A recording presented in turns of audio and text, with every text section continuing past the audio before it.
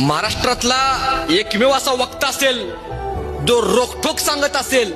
आता फेब्रुवारी येतोय. आता फेब्रुवारी आल्यानंतर सगळे छत्रपती शिवरायांचे आपण भक्त होतो.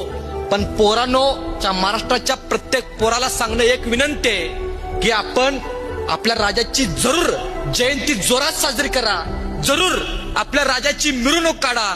पण मिरवणुकामध्ये अशी गाणी लावा की किमान आपल्या आईला, घरातल्या माते समान असणाऱ्या माझ्या बहिणीला किमान आपल्या राजाची जयंती तरी बघावी वाटली पाहिजे.